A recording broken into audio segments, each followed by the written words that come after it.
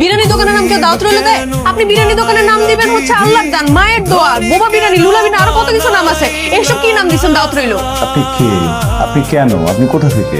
আমি তো আপনাকে চিনি না। আমার দোকানের যে নাম ইচ্ছে আমি সেই নাম দিব। আপনি এসে কেন কথা বলতেছেন? আপনি কেন দিচ্ছেন দাওয়াত রইল নাম? আপনি ইঙ্কি পিঙ্কি পঙ্কি চঙ্কি ডঙ্কি কিছু একটা দিয়ে দিতেন। আমি তো একবারই আপনার সাথে কথা বলতেছি না। দেখেন, জটিলতা যেখানে হয়েছে সেখানে আমাকে কথা বলতে দেন। এ ধরনের বাজে কথা বলবেন না, ব্যবহার পরিবর্তনের জন্য এক চাপবেন। আমি বলতেছিলাম কি, আমি যখন এই গেটের বাইরে আসছি, এই যে আপনি বলেন না আপনারা কারা? আমি কি বলছি? দাওয়াত রইল। আমি কি একা একা জোর করে ভিতরে ঢুকছি নাকি আপনি আমাকে ভিতরে ঢুকতে বলছেন? আমি ঢুকেছি। উনি আমাকে ভিতরে ঢুকেছে। আচ্ছা, আমি যখন এখানে এসে বসছি, আমি কি আপনার কাছে টাকা দিয়েছি স্যার? আপনি নিজে থেকে আমাকে টাকা দিচ্ছেন না?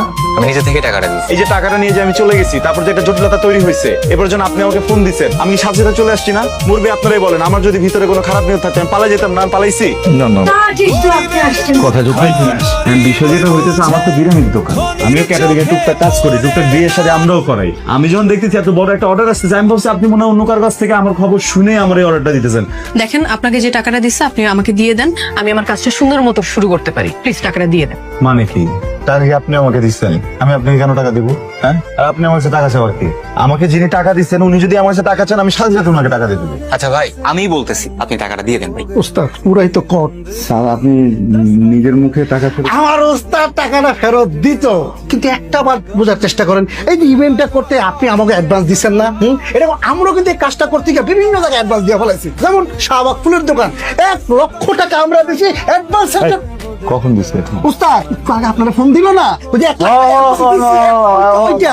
অনেক জায়গায় অ্যাডভান্স দিচ্ছি। মানে আমি আসলে হয় কি, মানে আমি তো বড় কাজগুলো দেখি, বাদ বাকি অ্যাডভান্সের কাজও ও সবাই অ্যাডভান্স দিচ্ছে। আমি কিন্তু কষি দিয়েছি 20,000 টাকা। সব জায়গায় অ্যাডভান্স দিচ্ছে। আমি তো চাইলে টাকা ফেরত দিতে পারবো। করতে গেল আচ্ছা, আমার সেটা সমাধান আছে। আমি বলি কি, উনি 10 লাখ টাকা অ্যাডভান্স দিচ্ছে, আমি 10 লাখ টাকা অ্যাডভান্স দিচ্ছি। আমার 10 লাখ টাকার কাজ আমি করে দিই, উনি ওনার 10 লাখ টাকার কাজ করে দিই, তাই না?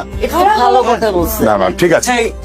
এভাবে কাজ আমি করব না। আমাকে আমার টাকা দেন, আমার যে ইভেন্ট আমি ওইটা প্রপারলি করতে চাই, না হলে আমি এখান থেকে চলে যাব। তাহলে তো ভালোই হয়। উনি চলে গেলে আলহামদুলিল্লাহ, উনার যে বাকি 10 লাখ টাকা ওইটা আপনি নেন, নিয়ে আমাকে দিয়ে দেন, আমরা 20 লাখ টাকার কাজ করি নাকি? আপনারা কি বলেন? দেখেন আপু, আমি একটা কথা বলি, অনেক কষ্টে আমাদের দুই পরিবারকে রাজি করানো হয়েছে এই বিয়ের জন্য। এমনিতেই আমাদের প্রেমের বিয়ে, আর এর মধ্যে একটা ঝামেলা লাগিয়ে গেছেন, আপনারা দুইজনই বুঝতেছেন। ভাইয়া, হয় আপনারা দুইজন একসাথে কাজটা করেন, আর না হলে আপনারা দুইজনই টাকা এক্ষুনি আমাদেরকে ফেরত দিবেন। কিভাবে দিবেন আমি জানি। একদমই ঠিক বলছে আমাদের। একদম, আমাদের দিক দিয়ে কোনো সমস্যা নেই, আমরা রাজি। ঠিক আছে, আমি কাজটা করব, কিন্তু আপনি যে প্ল্যানিংটা দিচ্ছেন ওই প্ল্যানিংটা হবে না। কিন্তু আমার কাজের মাঝখানে যেন কেউ না আসে। কি যে দিন এলো পোলাপানের ভাই, ইভেন্ট ম্যানেজমেন্ট লাগে, আরে আমাদের সময় আমরা নিজেরাই সবকিছু করে ফেলাইছি। এই শোনো, স্টেজটা ঠিক এই জায়গাটায়, বুঝতে পারছো? আমি যখন এই বাংলোটা বানিয়েছিলাম তখন আর্কিটেক্ট